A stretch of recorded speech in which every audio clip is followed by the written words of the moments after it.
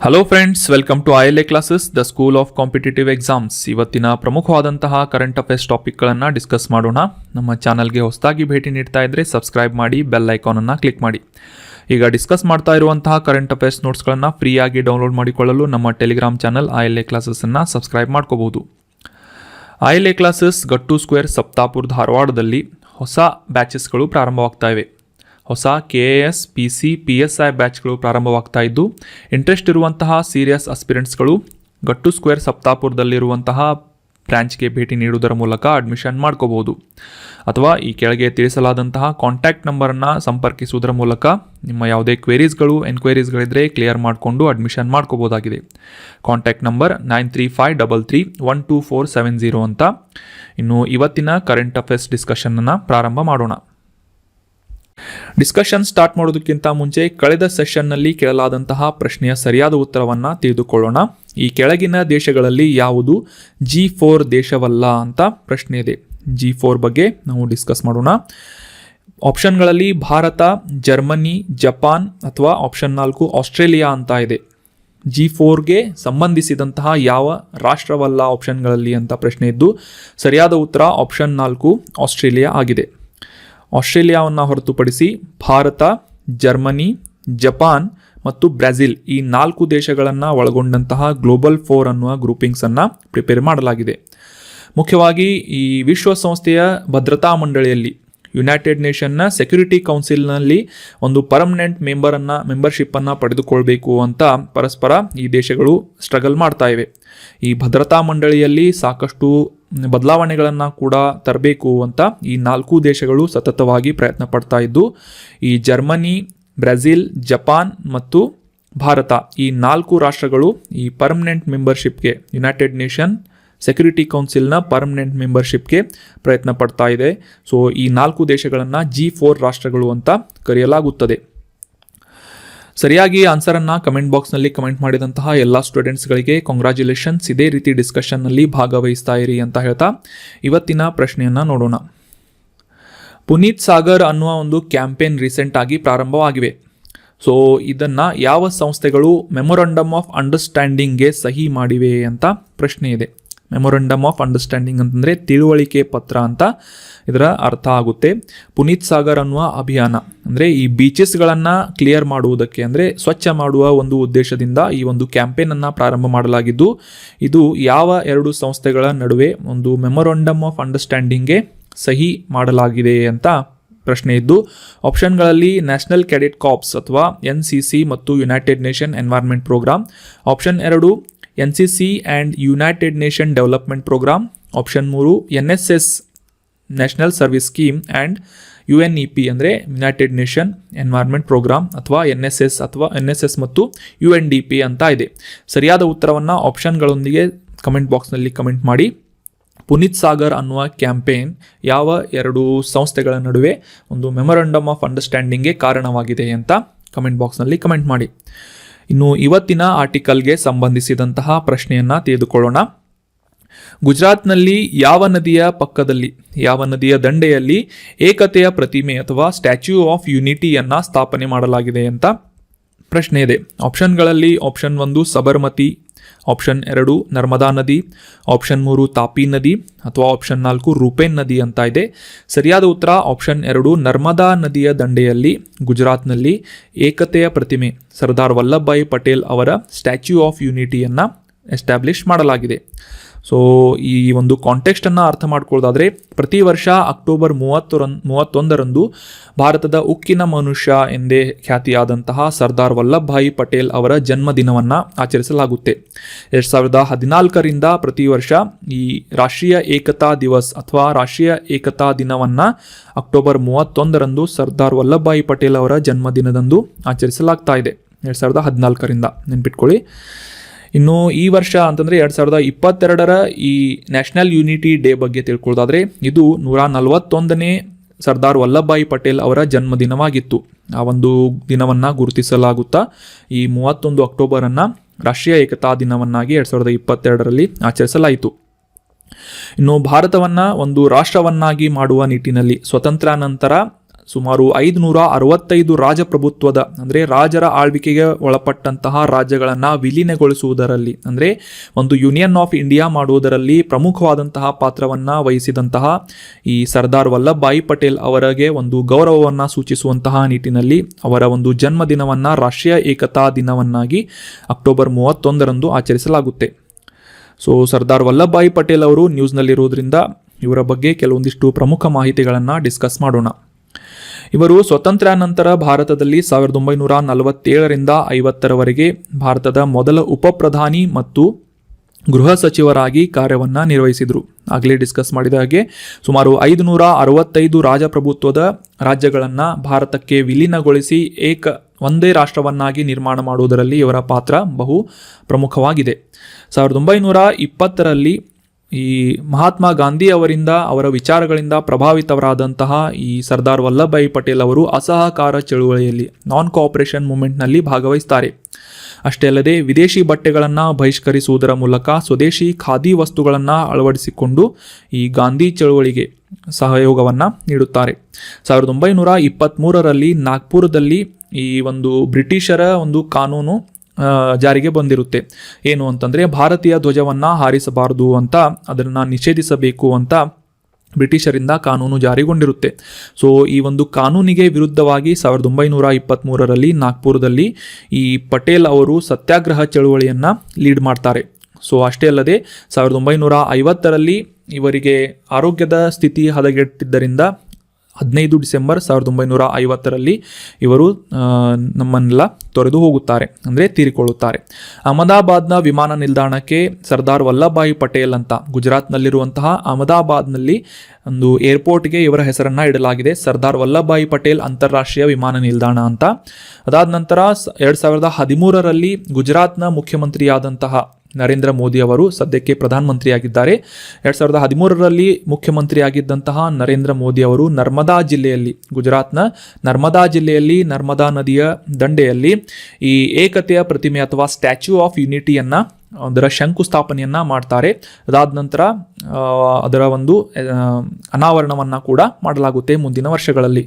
So ನೆನ್ಪಿಟ್ಕೊಳ್ಳಿ, ಸರ್ದಾರ್ ವಲ್ಲಭಭಾಯಿ ಪಟೇಲ್ ಅವರ ಜನ್ಮದಿನವನ್ನು ಪ್ರತಿ ವರ್ಷ ಅಕ್ಟೋಬರ್ 31ರಂದು ಐಕ್ಯತಾ ದಿನ ಅಥವಾ ರಾಷ್ಟ್ರೀಯ ಏಕತಾ ದಿವಸ್ ಅಂತ ಆಚರಿಸಲಾಗುತ್ತದೆ. ಮುಂದಿನ ಪ್ರಶ್ನೆಯನ್ನು ನೋಡೋಣ. ದೇಶದಾದ್ಯಂತ ಏಕರೂಪ ನಾಗರಿಕ ಸಂಹಿತೆ ಅಥವಾ ಯೂನಿಫಾರ್ಮ್ ಸಿವಿಲ್ ಕೋಡ್ ಅನ್ನು ಜಾರಿಗೊಳಿಸುವ ಬಗ್ಗೆ ಭಾರತೀಯ ಸಂವಿಧಾನದ ಯಾವ ಆರ್ಟಿಕಲ್ನಲ್ಲಿ ಅಥವಾ ಯಾವ ವಿಧಿಯಲ್ಲಿ ಉಲ್ಲೇಖಿಸಲಾಗಿದೆ ಅಂತ ಪ್ರಶ್ನೆ ಇದೆ. ಈ ಏಕರೂಪ ನಾಗರಿಕ ಸಂಹಿತೆ ಅಥವಾ ಯೂನಿಫಾರ್ಮ್ ಸಿವಿಲ್ ಕೋಡನ್ನು ಯಾವ ಒಂದು ಆರ್ಟಿಕಲ್ನಲ್ಲಿ ಮೆನ್ಷನ್ ಮಾಡಲಾಗಿದೆ ಕಾನ್ಸ್ಟಿಟ್ಯೂಷನ್ನಲ್ಲಿ ಅಂತ ಪ್ರಶ್ನೆ ಇದ್ದು, ಆಪ್ಷನ್ಗಳಲ್ಲಿ ಆರ್ಟಿಕಲ್ 33, ಆರ್ಟಿಕಲ್ 44, ಆರ್ಟಿಕಲ್ 55 ಅಥವಾ ಆರ್ಟಿಕಲ್ 66 ಅಂತ ಇದೆ. ಸರಿಯಾದ ಉತ್ತರ ಆರ್ಟಿಕಲ್ 44ರ ಸಂವಿಧಾನದ ಈ ರಾಜ್ಯ ನಿರ್ದೇಶಕ ತತ್ವಗಳು ಇದರಲ್ಲಿ ಮೆನ್ಷನ್ ಮಾಡಿದ ಹಾಗೆ ಈ ಯೂನಿಫಾರ್ಮ್ ಸಿವಿಲ್ ಕೋಡ್ ಅಥವಾ ಏಕರೂಪ ನಾಗರಿಕ ಸಂಹಿತೆಯ ಬಗ್ಗೆ ಮೆನ್ಷನ್ ಮಾಡಲಾಗಿದೆ. ನೆನ್ಪಿಟ್ಕೊಳ್ಳಿ ಆರ್ಟಿಕಲ್ 44. ಸೊ ರೀಸೆಂಟಾಗಿ ಈ ಯೂನಿಫಾರ್ಮ್ ಸಿವಿಲ್ ಕೋಡ್ ನ್ಯೂಸ್ನಲ್ಲಿರುವುದಕ್ಕೆ ಮುಖ್ಯ ಕಾರಣ ಏನು ಅಂತಂದರೆ, ಗುಜರಾತ್ ಸರ್ಕಾರದಿಂದ ಈ ಏಕರೂಪ ನಾಗರಿಕ ಸಂಹಿತೆಯನ್ನು ಅನುಷ್ಠಾನಗೊಳಿಸುವುದಕ್ಕೆ ಒಂದು ಸಮಿತಿಯನ್ನು ರಚಿಸುವಂತಹ ಪ್ರಸ್ತಾವನೆಯನ್ನು ಮುಂದಿಡಲಾಗಿದೆ ಗುಜರಾತ್ನಲ್ಲಿ ಅಂತ ನ್ಯೂಸ್ನಲ್ಲಿ ನಾವು ಡಿಸ್ಕಸ್ ಮಾಡಿದ್ವಿ. ಸೊ ಹೀಗಾಗಿ ಏಕರೂಪ ನಾಗರಿಕ ಸಂಹಿತೆ ಅಥವಾ ಯೂನಿಫಾರ್ಮ್ ಸಿವಿಲ್ ಕೋಡ್ ಇದರ ಬಗ್ಗೆ ಕೆಲವೊಂದಿಷ್ಟು ಇಂಪಾರ್ಟೆಂಟ್ ಮಾಹಿತಿಗಳನ್ನು ತಿಳಿದುಕೊಳ್ಳೋಣ. ಈ ಯೂನಿಫಾರ್ಮ್ ಸಿವಿಲ್ ಕೋಡ್ ಅಂದರೆ ಏನು ಅಂತ ತಿಳ್ಕೊಳ್ಳೋದಾದರೆ, ದೇಶದಾದ್ಯಂತ ಅಂದರೆ ಇಡೀ ದೇಶದಲ್ಲಿ ಒಂದೇ ರೀತಿಯಾದಂತಹ ಕಾನೂನನ್ನು ಒದಗಿಸುವಂತಹ ನಿಟ್ಟಿನಲ್ಲಿ ಜಾರಿಗೊಳಿಸುವಂತಹ ಕಾನೂನು ಏಕರೂಪ ನಾಗರಿಕ ಸಂಹಿತೆ ಆಗಿದೆ. ಮುಖ್ಯವಾಗಿ ಎಲ್ಲ ಧಾರ್ಮಿಕ ಸಮುದಾಯಗಳಿಗೆ ಅವರ ವೈಯಕ್ತಿಕವಾದಂತಹ ವಿಷಯಗಳಾದ ಮದುವೆ ಆಗಿರ್ಬೋದು, ವಿಚ್ಛೇದನ ಆಗಿರ್ಬೋದು, ಉತ್ತರಾಧಿಕಾರಿ ಆಗಿರ್ಬೋದು, ಉತ್ತರಾಧಿಕಾರಿಗೆ ಸಂಬಂಧಪಟ್ಟಂತಹ ವಿಷಯಗಳಾಗಿರ್ಬೋದು ಮತ್ತು ದತ್ತು ಪ್ರೊಸೀಜರ್ಗಳಾಗಿರ್ಬೋದು, ಈ ರೀತಿಯಾದಂತಹ ವಿಷಯಗಳಿಗೆ ಸಂಬಂಧಿಸುವಂತೆ ಒಂದೇ ರೀತಿಯಾದಂತಹ ಕಾನೂನನ್ನು ಇಂಪ್ಲಿಮೆಂಟ್ ಮಾಡುವುದನ್ನು ಏಕರೂಪ ನಾಗರಿಕ ಸಂಹಿತೆ ಅಂತ ಕರೆಯಲಾಗುತ್ತದೆ. ಇನ್ನು ನಮ್ಮ ಭಾರತೀಯ ಕಾನ್ಸ್ಟಿಟ್ಯೂಷನ್ನಲ್ಲಿ ಅಂತಂದರೆ ಭಾರತೀಯ ಸಂವಿಧಾನದಲ್ಲಿ ಆರ್ಟಿಕಲ್ 37ರಲ್ಲಿ ರಾಜ್ಯ ನಿರ್ದೇಶಕ ತತ್ವಗಳು ಅಂದರೆ ಈ directive principles of state policy ಇದರಲ್ಲಿ ಮೆನ್ಷನ್ ಮಾಡಿದ ಹಾಗೆ ಆರ್ಟಿಕಲ್ 37ರಲ್ಲಿ ಮೆನ್ಷನ್ ಮಾಡಲಾದ ಹಾಗೆ ಈ ರಾಜ್ಯ ನೀತಿಯ ನಿರ್ದೇಶಕ ತತ್ವಗಳನ್ನು ಈ ಒಂದು ಗವರ್ನೆನ್ಸ್ ಮಾಡುವುದರಲ್ಲಿ ಅಂದರೆ ಆಡಳಿತ ಮಾಡುವುದರಲ್ಲಿ ಮೂಲಭೂತವಾಗಿ ಈ ಸರ್ಕಾರವು ಪರಿಗಣಿಸಬಹುದಾಗಿದೆ ಅಂತ ಮೆನ್ಷನ್ ಮಾಡಲಾಗಿದ್ದು, ಇವು ಯಾವುದೇ ರೀತಿಯಾಗಿ ಈ ನ್ಯಾಯಾಂಗದಿಂದ ಎನ್ಫೋರ್ಸ್ ಮಾಡಬಲ್ಲಂತಹ ಒಂದು ವಿಷಯಗಳಾಗಿಲ್ಲ ಅಂತ ಕೂಡ ಮೆನ್ಷನ್ ಮಾಡಲಾಗಿದೆ. ಅಂದರೆ ಯಾವುದೇ ರೀತಿಯಾದಂತಹ ನ್ಯಾಯಾಲಯದಲ್ಲಿ ಇವುಗಳಿಗೆ ಒಂದು ರೆಮಿಡೀಸನ್ನು ಪಡೆದುಕೊಳ್ಳಲು ಅವಕಾಶವನ್ನು ಕಾನ್ಸ್ಟಿಟ್ಯೂಷನ್ನಲ್ಲಿ ಮಾಡಲಾಗಿಲ್ಲ. ಸೊ ಸಪೋಸ್ ಈ ಒಂದು ರಾಜ್ಯ ನೀತಿಯ ನಿರ್ದೇಶಕ ತತ್ವಗಳಲ್ಲಿ ಮೆನ್ಷನ್ ಮಾಡಲಾಗದಂತಹ ಯಾವುದೇ ರೀತಿಯಾದಂತಹ ಒಂದು ವಿಷಯಗಳು ಎನ್ಫೋರ್ಸ್ ಮಾಡದೆ ಹೋದರೆ ಅವುಗಳಿಗೆ ಒಂದು ರಿಮೆಡಿಯನ್ನು ಪರಿಹಾರವನ್ನು ಪಡೆದುಕೊಳ್ಳಲು ಈ ದೇಶದ ನಾಗರಿಕರು ನ್ಯಾಯಾಂಗದ ಮೊರೆ ಹೋಗೋದಕ್ಕೆ ಅವಕಾಶವನ್ನು ಮಾಡಿಕೊಟ್ಟಿಲ್ಲ. ಫಾರ್ ಎಕ್ಸಾಂಪಲ್, ಈಗ ಈ ಮೂಲಭೂತ ಹಕ್ಕುಗಳಲ್ಲಿ ಅಂತಂದರೆ ಈ ರೈಟ್ಸ್ಗಳೇನಿರ್ತಾವೆ, ನಮ್ಮ ಫಂಡಮೆಂಟಲ್ ರೈಟ್ಸ್ಗಳು, ಅವುಗಳಲ್ಲಿ ಯಾವುದೇ ರೀತಿಯಾದಂತಹ ವೈಲೇಷನನ್ನು ಮಾಡಿದಾಗ ಅವುಗಳು ಎನ್ಫೋರ್ಸ್ಮೆಂಟ್ ಆಗಿರುವುದರಿಂದ, ನ್ಯಾಯಾಂಗದ ವ್ಯವಸ್ಥೆಯಿಂದ ಎನ್ಫೋರ್ಸ್ ಆಗಿರುವುದರಿಂದ ಈ ಒಂದು ಮೂಲಭೂತ ಹಕ್ಕುಗಳ ಒಂದು ವೈಲೇಷನ್ ಆದಾಗ ಈ ನ್ಯಾಯಾಂಗದ ಮೊರೆಯನ್ನು ಹೋಗುವುದಕ್ಕೆ ಈ ನಾಗರಿಕರಿಗೆ ಅನುಕೂಲವನ್ನು ಮಾಡಿಕೊಟ್ಟಿದೆ. ಅದಕ್ಕೆ ವಿರುದ್ಧವಾಗಿ ರಾಜ್ಯ ನೀತಿಯ ನಿರ್ದೇಶಕ ತತ್ವಗಳಿಗೆ ಯಾವುದೇ ರೀತಿಯಾದಂತಹ ಒಂದು ಜುಡಿಷಿಯರಿ ಎನ್ಫೋರ್ಸ್ಮೆಂಟನ್ನು ನೀಡಲಾಗಿಲ್ಲ. ಇನ್ನು ಈ ಯೂನಿಫಾರ್ಮ್ ಸಿವಿಲ್ ಕೋಡ್ಗೆ ಸಂಬಂಧಿಸಿದಂತಹ ಆರ್ಟಿಕಲ್ 44 ಬಗ್ಗೆ ತಿಳ್ಕೊಳ್ಳೋದಾದರೆ, ಈ ಒಂದು ದೇಶದಾದ್ಯಂತ ಒಂದೇ ರೀತಿಯಾದಂತಹ ಕಾನೂನು ಅಂತಂದರೆ ಈ ಏಕರೂಪ ನಾಗರಿಕ ಸಂಹಿತೆಯನ್ನು ಇಂಪ್ಲಿಮೆಂಟ್ ಮಾಡುವುದರಲ್ಲಿ ರಾಜ್ಯವು ಬದ್ಧವಾಗಿರಬೇಕು ಅಂತ ಈ ಒಂದು ಆರ್ಟಿಕಲ್ 44ನಲ್ಲಿ ಮೆನ್ಷನ್ ಮಾಡಲಾಗಿದೆ. ಸೊ ಈ ಏಕರೂಪ ನಾಗರಿಕ ಸಂಹಿತೆಯನ್ನು ಹೊಂದಿದಂತಹ ಭಾರತದ ಮೊದಲ ರಾಜ್ಯ ಯಾವುದು ಅಂತ ತಿಳ್ಕೊಳ್ಳೋದಾದರೆ, 1870ರಲ್ಲಿ ಈ ಪೋರ್ಚುಗೀಸರಿಂದ ಆಡಳಿತಕ್ಕೆ ಒಳಗಾದಂತಹ ಗೋವಾದಲ್ಲಿ ಮೊದಲ ಬಾರಿಗೆ ಈ ಒಂದು ಏಕರೂಪ ನಾಗರಿಕ ಸಂಹಿತೆಯನ್ನು ಜಾರಿಗೊಳಿಸಲಾಗಿತ್ತು ಗೋವಾದಲ್ಲಿ. ಅದಾದ ನಂತರ ಕೂಡ 1961ರಲ್ಲಿ ಗೋವಾವನ್ನು ಭಾರತ ಪೋರ್ಚುಗೀಸ ವಸಾಹತುವಿಂದ ವಾಪಸ್ ಪಡೆದುಕೊಳ್ಳುತ್ತೆ. ಸ್ವತಂತ್ರವಾಗಿ ಈ ಒಂದು ಭಾರತದ ಒಕ್ಕೂಟಕ್ಕೆ ಈ ಗೋವಾವನ್ನು ಸೇರ್ಪಡೆಗೊಳಿಸಲಾಗುತ್ತೆ. 1987ರಲ್ಲಿ ಗೋವಾವನ್ನು ಪ್ರತ್ಯೇಕ ರಾಜ್ಯವಾಗಿ ನಿರ್ಮಾಣ ಮಾಡಲಾದರೂ ಕೂಡ ಆ ಒಂದು ರಾಜ್ಯದಲ್ಲಿ ಈ ಏಕರೂಪ ನಾಗರಿಕ ಸಂಹಿತೆ 1870ರಿಂದ ಕಂಟಿನ್ಯೂ ಆಗ್ತಾ ಇದೆ. ಸೊ ಹೀಗಾಗಿ ಭಾರತದಲ್ಲಿ ಏಕರೂಪ ನಾಗರಿಕ ಸಂಹಿತೆಯನ್ನು ಹೊಂದಿದಂತಹ ಮೊದಲ ರಾಜ್ಯವಾಗಿ ಈ ಗೋವಾ ಗುರುತಿಸಿಕೊಳ್ಳುತ್ತದೆ. ಅದೇ ರೀತಿ ಈಗ ಡಿಸ್ಕಸ್ ಮಾಡಿದ ಹಾಗೆ 1961ರಲ್ಲೂ ಕೂಡ ಸ್ವತಂತ್ರ ನಂತರ ಕೂಡ ಭಾರತದೊಂದಿಗೆ ವಿಲೀನವಾದ ನಂತರ ಕೂಡ ಗೋವಾದಲ್ಲಿ ಈ ಏಕರೂಪ ನಾಗರಿಕ ಸಂಹಿತೆ ಕಂಟಿನ್ಯೂ ಆಗುತ್ತೆ. So that was about uniform civil code which is mentioned in article 44 of Indian constitution. ಮತ್ತು ಭಾರತದಲ್ಲಿ ಈ ಯೂನಿಫಾರ್ಮ್ ಸಿವಿಲ್ ಕೋಡನ್ನು ಹೊಂದಿದಂತಹ ಮೊದಲ ರಾಜ್ಯ ಯಾವುದು ಅಂತಂದರೆ ಗೋವಾ ಆಗಿದೆ. ಮುಂದಿನ ಪ್ರಶ್ನೆಯನ್ನು ನೋಡೋಣ. ಈ ಕೆಳಗಿನ ಯಾವ ಮಾನ್ಸೂನ್ ಅನ್ನು ಭಾರತದಲ್ಲಿ ಚಳಿಗಾಲದ ಮಾನ್ಸೂನ್ ಎಂದು ಕರೆಯಲಾಗುತ್ತದೆ ಅಂತ ಪ್ರಶ್ನೆ ಇದೆ. ಆಪ್ಷನ್ಗಳಲ್ಲಿ ನೈಋತ್ಯ ಮಾನ್ಸೂನ್, ಆಪ್ಷನ್ 2 ವಾಯುವ್ಯ ಮಾನ್ಸೂನ್, ಆಪ್ಷನ್ 3 ಆಗ್ನೇಯ ಮಾನ್ಸೂನ್ ಅಥವಾ ಆಪ್ಷನ್ 4 ಈಶಾನ್ಯ ಮಾನ್ಸೂನ್ ಅಂತ ಇದೆ. ಚಳಿಗಾಲದ ಮಾನ್ಸೂನ್ ಅಂತ ಕರೆಯಲ್ಪಡುವಂತಹ ಋತು ಯಾವುದು ಅಂತಂದರೆ ಈಶಾನ್ಯ ಮಾನ್ಸೂನ್ ಆಗಿದೆ. Option 4 is right answer. So ಈ ಈಶಾನ್ಯ ಮಾನ್ಸೂನ್ ಅಥವಾ ಈ ನಾರ್ತ್ ಈಸ್ಟರ್ನ್ ಮಾನ್ಸೂನ್ ಅಂತ ಕರೆಯಲಾಗುವಂತಹ ಈ ಮಾನ್ಸೂನ್ ಬಗ್ಗೆ ಡೀಟೇಲ್ ಆಗಿ ಡಿಸ್ಕಸ್ ಮಾಡೋಣ. ಕಾಂಟೆಕ್ಸ್ಟನ್ನು ಅರ್ಥ ಮಾಡ್ಕೊಳ್ಳೋದಾದರೆ, ಮುಖ್ಯವಾಗಿ ಈ ದಕ್ಷಿಣ ಭಾರತದ ಮೇಲೆ ಪರಿಣಾಮ ಬೀರುವಂತಹ ಈಶಾನ್ಯ ಮಾನ್ಸೂನ್ ಪ್ರಾರಂಭವಾಗಿದೆ ಅಂತ ಇಂಡಿಯನ್ ಮೆಟ್ರಾಲಜಿಕಲ್ ಡಿಪಾರ್ಟ್ಮೆಂಟ್ ಅಥವಾ ಭಾರತೀಯ ಹವಾಮಾನ ಇಲಾಖೆಯಿಂದ ಘೋಷಣೆ ಮಾಡಲಾಗಿದೆ ಅಂತ ಈ ಒಂದು ಆರ್ಟಿಕಲ್ನಲ್ಲಿ ಕಾಂಟೆಕ್ಸ್ಟನ್ನು ನಾವು ಅರ್ಥ ಮಾಡ್ಕೋಬೋದಾಗಿದೆ.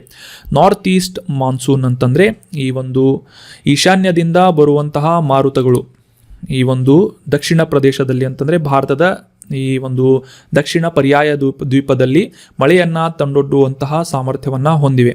ಸೊ ಹೀಗಾಗಿ ಇವುಗಳನ್ನು ಈಶಾನ್ಯ ಮಾನ್ಸೂನ್ ಅಂತ ಕರೆಯಲಾಗುತ್ತೆ. ಇವು ಸಾಮಾನ್ಯವಾಗಿ ಭಾರತದಲ್ಲಿ 2 ರೀತಿಯಾದಂತಹ ಮಾನ್ಸೂನ್ಗಳನ್ನು ಡಿವಿಷನ್ ಮಾಡಲಾಗಿದ್ದು, ಮೊದಲನೆಯದು ನೈಋತ್ಯ ಮಾನ್ಸೂನ್ ಮಾರುತಗಳು ಅಂತಂದರೆ ಈ ಒಂದು ಜೂನ್ನಿಂದ ಸೆಪ್ಟೆಂಬರ್ವರೆಗೆ ಬರುವಂತಹ ಮುಂಗಾರಿನ ಸಂದರ್ಭದಲ್ಲಿ ಮಳೆ ಬೀಳುವಂತಹ ಸಂದರ್ಭವನ್ನು ನೈಋತ್ಯ ಮಾನ್ಸೂನ್ ಅಥವಾ ಸೌತ್ ವೆಸ್ಟರ್ನ್ ಮಾನ್ಸೂನ್ ಅಂತ ಕರೆಯಲಾಗುತ್ತೆ. ಇವುಗಳು ಈ ಒಂದು ನೈಋತ್ಯದಿಂದ ಈ ಒಂದು ಮಳೆಯ ಮಾರುತಗಳನ್ನು ತೆಗೆದುಕೊಂಡು ಬಂದು ಭಾರತದಲ್ಲಿ ಮಳೆಯನ್ನು ಸುರಿಸುತ್ತವೆ. ಇದು ಸುಮಾರು 75% ಭಾರತದ ಮಳೆಯನ್ನು ಕವರ್ ಮಾಡುತ್ತೆ. ಉಳಿದಂತಹ ಒಂದು ಮಳೆಯನ್ನು ನಾರ್ತ್ ಈಸ್ಟ್ ಟ್ರೇಡ್ ವಿಂಡ್ಸ್ ಅಥವಾ ಈ ದಕ್ಷಿಣ ಭಾರತದ ಮೇಲೆ ಈಶಾನ್ಯ ಮಾನ್ಸೂನ್ ಮಳೆಗಳು ಪ್ರಭಾವವನ್ನು ಬೀರುತ್ತವೆ, ಮಳೆಯನ್ನು ಸುರಿಸುತ್ತವೆ. ಸೊ ಆಗಲೇ ಡಿಸ್ಕಸ್ ಮಾಡಿದ ಹಾಗೆ ಈ ಅಕ್ಟೋಬರ್ನಿಂದ ಡಿಸೆಂಬರ್ ಅವಧಿಯವರೆಗೆ ಈ ಈಶಾನ್ಯ ಮಾನ್ಸೂನ್ ಮಾರುತಗಳು ಮಳೆಯನ್ನು ಸುಮಾರಾಗಿ ಅಂದರೆ ದಕ್ಷಿಣ ಪರ್ಯಾಯ ದ್ವೀಪದಲ್ಲಿ ಸೀಮಿತವಾದಂತಹ ಪ್ರದೇಶದಲ್ಲಿ ಸಣ್ಣದಾದಂತಹ ಮಳೆಯನ್ನು ತೆಗೆದುಕೊಂಡು ಬರುತ್ತೆ. ಸೊ ಈ ಒಂದು ನೈಋತ್ಯ ಮಾನ್ಸೂನ್ಗೆ ಕಂಪೇರ್ ಮಾಡಿದರೆ ಈಶಾನ್ಯ ಮಾರುತದ ಈ ಮಾನ್ಸೂನ್ಗಳೇನಿವೆ ಸಾಕಷ್ಟು ಕಡಿಮೆ ಪ್ರಮಾಣದ ಮಳೆಯನ್ನು ಸುರಿಸುತ್ತವೆ. ಇವುಗಳನ್ನು ಚಳಿಗಾಲದ ಮಾನ್ಸೂನ್ ಅಂತ ಕೂಡ ಕರೆಯಲಾಗುತ್ತೆ. ನೆನ್ಪಿಟ್ಕೊಳ್ಳಿ, ಈಶಾನ್ಯ ಮಾನ್ಸೂನ್ ಮಾರುತವನ್ನು ಚಳಿಗಾಲದ ಮಾನ್ಸೂನ್ ಅಂತ ಕೂಡ ಕರೆಯಲಾಗುತ್ತೆ. ಯಾಕಂದರೆ ಇದು ಚಳಿಗಾಲವಾದಂತಹ ಅಕ್ಟೋಬರ್ದಿಂದ ಡಿಸೆಂಬರ್ವರೆಗೆ ಮಳೆಯನ್ನು ಸುರಿಸುತ್ತವೆ. ಈ ಈಶಾನ್ಯ ಮಾನ್ಸೂನ್ ಏನಿದೆ ಭಾರತದಲ್ಲಿ ಕೆಲವೊಂದಿಷ್ಟು ಸೆಲೆಕ್ಟೆಡ್ ಆದಂತಹ ಪ್ರದೇಶಗಳಲ್ಲಿ ಮಳೆಯನ್ನು ಸುರಿಸುತ್ತವೆ. ಅದರಲ್ಲಿ ಪ್ರಮುಖವಾಗಿ ತಮಿಳುನಾಡು, ಪುದುಚೇರಿ, ಕಾರೈಕಲ್, ಯಾನಂ, ಕರಾವಳಿ ಆಂಧ್ರ ಪ್ರದೇಶ, ಕೇರಳ ಮತ್ತು ಉತ್ತರ ಆಂತರಿಕವಾದಂತಹ ಕರ್ನಾಟಕ ಪ್ರದೇಶದಲ್ಲಿ ಮಾಹೆ ಮತ್ತು ಲಕ್ಷದ್ವೀಪ ಮುಂತಾದಂತಹ ಕೆಲವೊಂದಿಷ್ಟು ಸೆಲೆಕ್ಟೆಡ್ ಪ್ರದೇಶಗಳಲ್ಲಿ ಮಾತ್ರ ಈ ಈಶಾನ್ಯ ಮಾನ್ಸೂನ್ ಮಾರುತಗಳು ಮಳೆಯನ್ನು ಸುರಿಸುತ್ತವೆ. ಇವುಗಳನ್ನು ಚಳಿಗಾಲದ ಮಾನ್ಸೂನ್ ಅಂತ ಕೂಡ ಕರೆಯಲಾಗುತ್ತೆ. ಸೊ ಕಾನ್ಸೆಪ್ಟ್ ಕ್ಲಿಯರ್ ಆಯಿತು ಅಂತ ಅನ್ಕೋತೀನಿ. ಇನ್ನು ಮುಂದಿನ ಪ್ರಶ್ನೆಯನ್ನು ನೋಡೋಣ. ಈ ಕಡಲ ಭದ್ರತೆಗೆ ಸಂಬಂಧಿಸಿದಂತೆಯೇ ಈ ಸಾಗರ್ ಅನ್ನುವ ಈ ಪದದ ವಿಸ್ತೃತ ರೂಪ ಎಕ್ಸ್ಪಾನ್ಷನ್ ಏನು ಅಂತ, ಫುಲ್ ಫಾರ್ಮ್ ಏನು ಅಂತ ಪ್ರಶ್ನೆ ಇದ್ದು, ಆಪ್ಷನ್ಗಳಲ್ಲಿ societal growth for all in region, option 2 sacrifice and growth with all regiments ಅಂತ ಇದೆ. ಭದ್ರತೆಗೆ ಸಂಬಂಧಿಸಿದಂತಹ ಕಡಲ ಭದ್ರತೆಗೆ ಸಂಬಂಧಿಸಿದಂತಹ ಪ್ರಶ್ನೆ ಇದು. Option 3 security and growth for all in the region ಅಂತ ಇದೆ. Option 4 sectoral achievement and general assistance of royal navy ಅಂತ ಇದೆ. ಸರಿಯಾದ ಉತ್ತರ ಸಾಗರ್. ಈ ಕಡಲ ಭದ್ರತೆಗೆ ಸಂಬಂಧಿಸಿದಂತಹ ಸಾಗರ್ ಇದರ ಫುಲ್ ಫಾರ್ಮ್ ಏನು ಅಂತಂದರೆ option 3 security and growth for all in the region. ಈ ಒಂದು ಹಿಂದೂ ಮಹಾಸಾಗರದ ಪ್ರದೇಶದಲ್ಲಿ ಎಲ್ಲರಿಗೂ ಭದ್ರತೆ ಮತ್ತು ಬೆಳವಣಿಗೆಯ ಕುರಿತಾದಂತಹ ಒಂದು ಮೋಟೋವನ್ನು ಇಟ್ಕೊಂಡು ಸಾಗರ್ ಅಂತ ಈ ಒಂದು ಪದವನ್ನು ನಿರ್ಮಾಣ ಮಾಡಲಾಗಿದೆ. ಮುಖ್ಯವಾಗಿ ಕಡಲ ಭದ್ರತೆಗೆ ಸಂಬಂಧಿಸಿದಂತಹ ಈ ಒಂದು ಮೋಟೋ ಆಗಿದೆ ಸಾಗರ್ ಅನ್ನೋದು. ಸೊ ಕಾಂಟೆಕ್ಸ್ಟನ್ನು ಅರ್ಥ ಮಾಡ್ಕೊಳ್ಳೋದಾದರೆ ಗೋವಾ ಮರಿಟೈಮ್ ಸಿಂಪೋಸಿಯಂ 2022ರ 4ನೇ ಆವೃತ್ತಿಯನ್ನು ಗೋವಾದಲ್ಲಿ ನೆವಲ್ ವಾರ್ ಕಾಲೇಜ್ NWC ಸಂಸ್ಥೆಯಿಂದ ಪ್ರಾರಂಭ ಮಾಡಲಾಗ್ತಾ ಇದೆ. ಅಕ್ಟೋಬರ್ 31ರಿಂದ ನವೆಂಬರ್ 1ರವರೆಗೆ ಈ ಒಂದು ಗೋವಾ ಮರಿಟೈಮ್ ಸಿಂಪೋಸಿಯಂ ಸ್ಟಾರ್ಟ್ ಆಗ್ತಾ ಇದ್ದು, ಮುಖ್ಯವಾಗಿ 2022ರಲ್ಲಿ ಈ ಒಂದು ಗೋವಾ ಮರಿಟೈಮ್ ಸಿಂಪೋಸಿಯಂನ ಥೀಮ್ ಏನು ಅಂತಂದರೆ maritime security challenges in Indian Ocean region, converting common maritime priorities into collaborative mitigation frameworks. ಅಥವಾ ಕನ್ನಡದಲ್ಲಿ ಅರ್ಥ ಮಾಡ್ಕೊಳ್ಳೋದಾದರೆ ಈ ಒಂದು ಥೀಮನ್ನು ಅರ್ಥ ಮಾಡ್ಕೊಳ್ಳೋದಾದರೆ ಹಿಂದೂ ಮಹಾಸಾಗರ ಪ್ರದೇಶದಲ್ಲಿ ಕಡಲ ಭದ್ರತಾ ಸವಾಲುಗಳು, ಸಾಮಾನ್ಯ ಕಡಲ ಆದ್ಯತೆಗಳನ್ನು ಸಹಕಾರಿ ಉಪಶಮನ ಅಂದರೆ ಸಹಕಾರದಿಂದ ಈ ಒಂದು ಹಿಂದೂ ಮಹಾಸಾಗರದಲ್ಲಿರುವಂತಹ ಈ ಒಂದು ದೇಶಗಳ ಒಂದು ಸಹಕಾರದಿಂದ ಈ ಸಮಸ್ಯೆಗಳನ್ನು ಉಪಶಮನ ಮಾಡುವಂತಹ ಫ್ರೇಮ್ವರ್ಕನ್ನು ಪ್ರಿಪೇರ್ ಮಾಡುವುದು ಈ ಗೋವಾ ಮರಿಟೈಮ್ ಸಿಂಪೋಸಿಯಂ 2022ರ ಮುಖ್ಯವಾದಂತಹ ಥೀಮ್ ಆಗಿದೆ. ಸೊ ಇದೇನು ಅಷ್ಟೊಂದು exam point of view important ಇಲ್ಲ, ಬಟ್ ಇಂಪಾರ್ಟೆಂಟ್ ಏನು ಅಂತಂದರೆ ಗೋವಾ ಮರಿಟೈಮ್ ಸಿಂಪೋಸಿಯಮನ್ನು ಪ್ರಾರಂಭ ಮಾಡುವುದು ಅಥವಾ ಆಯೋಜನೆ ಮಾಡುವುದು ಯಾವುದು ಅಂತಂದರೆ ನೆವಲ್ ವಾರ್ ಕಾಲೇಜ್ ಅಥವಾ NWC ಇಂದ ಆಯೋಜನೆ ಮಾಡಲಾಗುತ್ತೆ. ಸೊ ಇನ್ನೊಂದಿಷ್ಟು ಇಂಪಾರ್ಟೆಂಟ್ ಮಾಹಿತಿಗಳನ್ನು ನೆಕ್ಸ್ಟ್ ಸ್ಲೈಡ್ನಲ್ಲಿ ಡಿಸ್ಕಸ್ ಮಾಡೋಣ. ಮುಖ್ಯವಾಗಿ ಸಾಗರ್ ಅಥವಾ ಈ security and growth for all in the region, ಮುಖ್ಯವಾಗಿ ಈ ಹಿಂದೂ ಮಹಾಸಾಗರ ಪ್ರದೇಶದಲ್ಲಿ ಎಲ್ಲರಿಗೂ ಭದ್ರತೆ ಮತ್ತು ಬೆಳವಣಿಗೆಯನ್ನು ಅಂದರೆ ಈ ಹಿಂದೂ ಮಹಾಸಾಗರದಲ್ಲಿ ಇರುವಂತಹ ಎಲ್ಲ ರಾಷ್ಟ್ರಗಳಿಗೆ ಭದ್ರತೆ ಮತ್ತು ಬೆಳವಣಿಗೆಯ ಒಂದು ಎನ್ಕರೇಜ್ ಮಾಡುವಂತಹ ನಿಟ್ಟಿನಲ್ಲಿ ನಮ್ಮ ಭಾರತದ ಪ್ರಧಾನಮಂತ್ರಿಯವರು ಘೋಷಣೆ ಮಾಡಿದಂತಹ ಈ ಮೋಟೋ ಏನು ಅಂತಂದರೆ ಸಾಗರ್ ಆಗಿದೆ. ಈ ಸಾಗರ ಭದ್ರತೆಯ 5 ತತ್ವಗಳಿಂದ ಒಂದು ಇನ್ಸ್ಪಿರೇಷನನ್ನು ಪಡೆದುಕೊಂಡು ಈ ಸಾಗರ್ ಅನ್ನುವ ಮೋಟೋವನ್ನು ಪ್ರಧಾನಮಂತ್ರಿ ನರೇಂದ್ರ ಮೋದಿ ಅವರಿಂದ ಘೋಷಣೆ ಮಾಡಲಾಗಿತ್ತು. ಸೊ ಇನ್ನು ಈ ಗೋವಾದಲ್ಲಿ ನಡೀತಾ ಇರುವಂತಹ ಮರಿಟೈಮ್ ಸಿಂಪೋಸಿಯಂ 2022ರ ಆವೃತ್ತಿಯಲ್ಲಿ ಭಾರತವನ್ನು ಹೊರತುಪಡಿಸಿ ಥೈಲ್ಯಾಂಡ್ ದೇಶದ ಈ ಮರೀನ್ ಕಮಾಂಡೋಗಳು, ಕ್ಯಾಪ್ಟನ್ಗಳು, ನೌಕಾಪಡೆ ಮತ್ತು ಸಾಗರ ಪಡೆಗಳ ಈ ಸಮಾನ ಶ್ರೇಣಿಯ ಅಧಿಕಾರಿಗಳು ಕೂಡ ಭಾಗವಹಿಸುತ್ತಾರೆ. 2016ರಲ್ಲಿ ಮೊದಲ ಬಾರಿಗೆ ಭಾರತೀಯ ನೌಕಾಪಡೆಯಿಂದ ಪರಿಕಲ್ಪನೆಯನ್ನು ಹೊಂದಿ ಸ್ಥಾಪನೆ ಮಾಡಲಾದಂತಹ ಸಿಂಪೋಸಿಯಂ ಗೋವಾ ಮರಿಟೈಮ್ ಸಿಂಪೋಸಿಯಂ ಆಗಿದೆ. ಮುಖ್ಯವಾಗಿ ಭಾರತ ಮತ್ತು ಹಿಂದೂ ಮಹಾಸಾಗರ ಪ್ರದೇಶದಲ್ಲಿರುವಂತಹ ರಾಷ್ಟ್ರಗಳ ಒಂದು ಸಹಯೋಗವನ್ನು ಚಿಂತನೆ ಕುರಿತಾದಂತಹ ವಿಷಯಗಳನ್ನು ಚರ್ಚೆ ಮಾಡುವುದು ಮತ್ತು ಈ ಸಹಕಾರ, ಈ ರಾಷ್ಟ್ರಗಳ ನಡುವೆ ಸಹಕಾರ ಮತ್ತು ಪರಸ್ಪರ ತಿಳುವಳಿಕೆಯನ್ನು ಇಂಪ್ರೂವ್ ಮಾಡುವಂತಹ ಒಂದು ಪ್ಲ್ಯಾಟ್ಫಾರ್ಮ್ ಆಗಿ ಗೋವಾ ಮರಿಟೈಮ್ ಸಿಂಪೋಸಿಯಮನ್ನು ಪ್ರತಿ 2 ವರ್ಷಕ್ಕೆ ದ್ವೈವಾರ್ಷಿಕವಾಗಿ ಈ ಒಂದು ಸಿಂಪೋಸಿಯಮನ್ನು ಆಯೋಜನೆ ಮಾಡಲಾಗ್ತಾ ಇದೆ. 2016ರಿಂದ 3 ಆವೃತ್ತಿಗಳನ್ನು ಕಂಪ್ಲೀಟ್ ಮಾಡಲಾಗಿರುವಂತಹ ಈ ಗೋವಾದ ನೆವಲ್ ವಾರ್ ಕಾಲೇಜ್ನಿಂದ ಸ್ಥಾಪನೆ ಮಾಡಲಾದಂತಹ ಗೋವಾ ಮರಿಟೈಮ್ ಸಿಂಪೋಸಿಯಂ ಏನಿದೆ, ಇದು 4ನೇ ಆವೃತ್ತಿಯನ್ನು 2022ರಲ್ಲಿ ಆಯೋಜನೆ ಮಾಡಲಾಗ್ತಾ ಇದೆ. ಮುಂದಿನ ಪ್ರಶ್ನೆಯನ್ನು ನೋಡೋಣ. ಈ ಕೆಳಗಿನ ಯಾವ ದೇಶಗಳ ನಡುವೆ IMT ತ್ರಿಪಕ್ಷೀಯವಾದಂತಹ ಕಡಲ ಎಕ್ಸಸೈಸನ್ನು, ಈ ಒಂದು ಸಿ ಎಕ್ಸಸೈಸನ್ನು ನಡೆಸಲಾಗ್ತಾ ಇದೆ ಅಂತ ಪ್ರಶ್ನೆ ಇದ್ದು, ಯಾವ ದೇಶಗಳು, ಯಾವ ತ್ರಿಪಕ್ಷ ದೇಶಗಳು ಅಂತ ಹೇಳಬೇಕು. ಆಪ್ಷನ್ಗಳಲ್ಲಿ Bharat, Myanmar, Tibet. Option 2 Indonesia, Mongolia, Tanzania. Option 3 Bharat, Mozambique, Tanzania. Option 4 Iran, Maldives ಮತ್ತು ತಜಿಕಿಸ್ತಾನ್ ಅಂತ ಇದೆ. IMT ಇದರ ಫುಲ್ ಫಾರ್ಮ್ ಕೂಡ ಈ ಒಂದು ರಾಷ್ಟ್ರಗಳ ಹೆಸರಾಗುತ್ತೆ. ಸೊ ಸರಿಯಾದ ಉತ್ತರ ಭಾರತ, ಮೊಜಾಂಬಿಕ್ ಮತ್ತು ತಾಂಜೇನಿಯಾ. ಭಾರತ ಮತ್ತು ಈ ಆಫ್ರಿಕಾದ 2 ರಾಷ್ಟ್ರಗಳಾದಂತಹ ಮೊಜಾಂಬಿಕ್ ಮತ್ತು ತಾಂಜೇನಿಯಾಗಳ ಒಂದು ತ್ರಿಪಕ್ಷೀಯವಾದಂತಹ ಸಿ ಎಕ್ಸಸೈಸ್ ಏನಿದೆ, ಕಡಲ ವ್ಯಾಯಾಮ ಏನಿದೆ, ತಾಂಜೇನಿಯಾದಲ್ಲಿ ಇದನ್ನು ಆಯೋಜನೆ ಮಾಡಲಾಗ್ತಾ ಇದೆ. ಸೊ ಕಾಂಟೆಕ್ಸ್ಟನ್ನು ಅರ್ಥ ಮಾಡ್ಕೊಳ್ಳೋದಾದರೆ, ಅಕ್ಟೋಬರ್ 27ರಿಂದ ಈ ಭಾರತ, ಮೊಜಾಂಬಿಕ್, ತಾಂಜೇನಿಯಾ ಅನ್ನುವ ಒಂದು ಟ್ರೈಲ್ಯಾಟರಲ್ ಎಕ್ಸಸೈಸನ್ನು, ಮರಿಟೈಮ್ ಎಕ್ಸಸೈಸನ್ನು ಮೊಜಾಂಬಿಕ್, ತಾಂಜೇನಿಯಾ ಮತ್ತು ಭಾರತೀಯ ದೇಶಗಳ ನೌಕಾಪಡೆಗಳ ಒಂದು ಜಂಟಿ ಕಡಲ ವ್ಯಾಯಾಮವಾಗಿ ಆಯೋಜನೆ ಮಾಡಲಾಗ್ತಾ ಇದೆ. ಇದನ್ನು ನಡೆಸ್ತಾ ಇರುವಂತಹ ಲೊಕೇಶನ್ ಯಾವುದು ಅಂತಂದರೆ, ತಾಂಜೇನಿಯಾ ದೇಶದ ದಾರ್ ಎಸ್ ಸಲಾಮ್ ಅನ್ನುವ ಒಂದು ಪ್ರದೇಶದಲ್ಲಿ ಈ ಒಂದು ಮರಿಟೈಮ್ ಎಕ್ಸಸೈಸನ್ನು ನಡೆಸಲಾಗ್ತಾ ಇದೆ. ಮುಖ್ಯವಾಗಿ ಈ ಒಂದು ಮರಿಟೈಮ್ ಎಕ್ಸಸೈಸ್ನಲ್ಲಿ ಅಂತಂದರೆ ಟ್ರೈಲ್ಯಾಟರಲ್ ಎಕ್ಸಸೈಸ್ನಲ್ಲಿ ಭಾರತದಿಂದ ರಿಪ್ರೆಸೆಂಟ್ ಮಾಡ್ತಾ ಇರುವಂತಹ ಈ ನೌಕಾಪಡೆಯ ಮಾರ್ಗದರ್ಶಿ ಕ್ಷಿಪಣಿ ಯುದ್ಧ ನೌಕೆ ಅಂತಂದರೆ ಈ ಗೈಡೆಡ್ ಮಿಸೈಲ್ ಹೊಂದಿರುವಂತಹ ವಾರ್ಶಿಪ್ ಆಗಿರ್ಬೋದು, INS ತರ್ಕಾಶ್ ಅನ್ನುವ ಯುದ್ಧ ನೌಕೆ ಆಗಿರ್ಬೋದು, ಚೇತಕ್ ಅನ್ನುವ ಹೆಸರಿನ ಹೆಲಿಕಾಪ್ಟರ್ ಮತ್ತು ಈ ಮರೀನ್ ಕಮಾಂಡೋಸ್ಗಳು ಅಂತ ಈ ಒಂದು ಪಡೆಗಳನ್ನು ಕರೆಯಲಾಗುತ್ತೆ, ಮಾರ್ಕೋಸ್ಗಳು ಅಂತ. ಸೊ ನೀವೆಲ್ಲ ಈ ಬಗ್ಗೆ ಕೇಳಿರ್ತೀರಿ, ಮಾರ್ಕೋಸ್ಗಳು ಅಥವಾ ಮರೀನ್ ಕಮಾಂಡೋಸ್ಗಳಿಂದ ಈ ಒಂದು ಟ್ರೈಲ್ಯಾಟರಲ್ ಎಕ್ಸಸೈಸ್ನಲ್ಲಿ ಭಾರತವನ್ನು ಇವರು ಪ್ರತಿನಿಧಿಸ್ತಾ ಇದ್ದಾರೆ.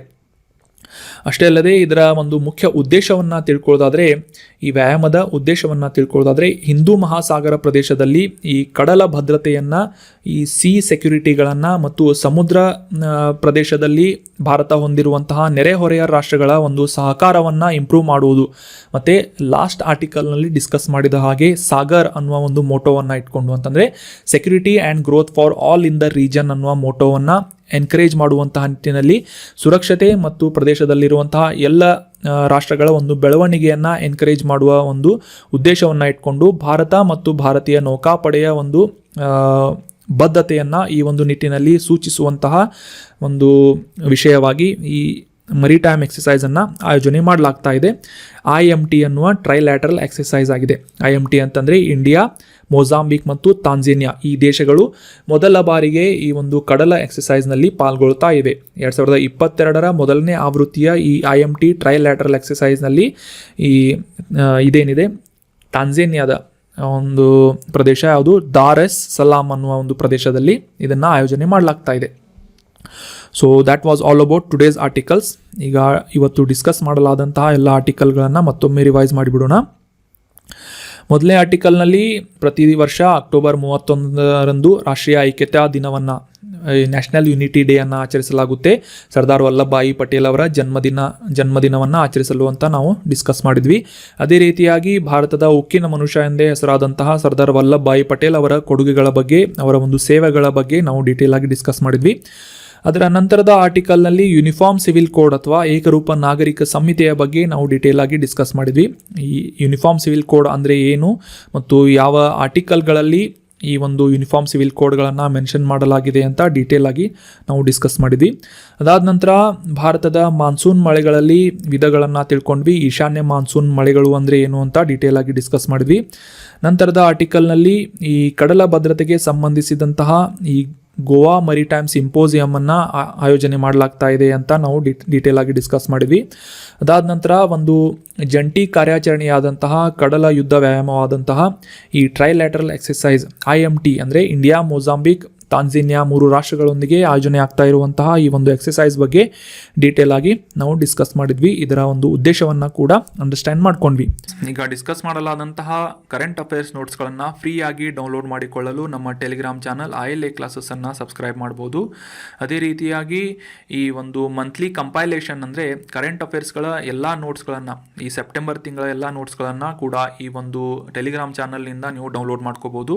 ಈ ಇಮೇಜನ್ನು ಕ್ಲಿಕ್ ಮಾಡುವುದರ ಮೂಲಕ ಲಾಸ್ಟ್ ಸೆಷನ್ನಲ್ಲಿ ಡಿಸ್ಕಸ್ ಮಾಡಲಾದಂತಹ ಆರ್ಟಿಕಲ್ಸ್ಗಳ ವಿಡಿಯೋವನ್ನು ನೋಡ್ಬೋದು. Thank you so much for joining the discussion. ಈ ಕಂಟೆಂಟನ್ನು ಎಲ್ಲ ನಿಮ್ಮ ಫ್ರೆಂಡ್ಸ್ ಜೊತೆ ಶೇರ್ ಮಾಡಿ ಅಂತ ಹೇಳ್ತಾ ಹ್ಯಾವ್ ಅ ನೈಸ್ ಡೇ.